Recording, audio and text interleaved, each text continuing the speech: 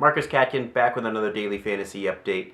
Guys, I thought I'd change things up a little bit here, and instead of doing kind of a preview into the waiver wires that I've been kind of doing over the last couple weeks on the Monday daily fantasy updates, today I kind of wanted to focus on just one team because I think it's a team which has an offense that's in flux right now, and there's a lot of people kind of on the waiver wire or potentially on the waiver wire, and a lot of moving parts to this offense. So I wanted to talk about the Minnesota Vikings. Now, obviously, we saw Teddy Bridgewater's debut this week, and he looked pretty good in this game. Was very mobile, got you some rushing yards, even a rushing touchdown, and even throwing the ball looked very proficient.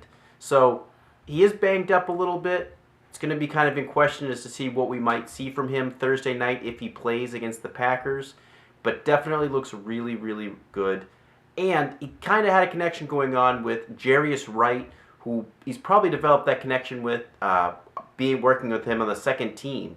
And we tend to see that a little bit from quarterbacks when they get bumped into that starting role. They have that receiver that they trust, that receiver that they've practiced with a lot. They know their route running, so they kind of focus on that receiver. So, while Jerick Wright may be a good waiver wire pickup this week and maybe the well-hyped waiver wire pickup for the Vikings, I think you still got to look at his other wide receivers because over time he will develop chemistry with those guys. Greg Jennings obviously leads them in targets this year. And then Cordero Patterson, who's really disappointed as so far in the NFL, and kind of a guy that I was down on in the preseason. Eventually, I think the focus moves off of Jerick Wright and onto Cordero Patterson, and he kind of picks up that role and is going to get a lot more involved with Teddy Bridgewater under center.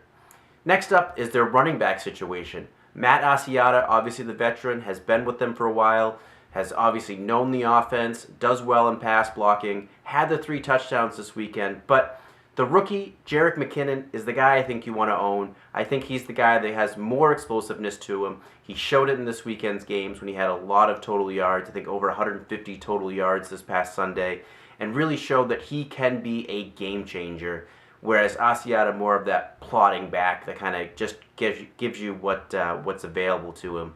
So pay attention to Jerick McKinnon. I think he's the guy you want to own long term. Matt Asiata, the guy you want to own in the short term, but definitely an offense in flux, and an offense we'll probably talk even more about on tomorrow's podcast. So make sure you check out the Blindside Fantasy Football podcast tomorrow night. Guys, subscribe below for my daily fantasy updates, and follow me on Twitter @MarcusCatkin.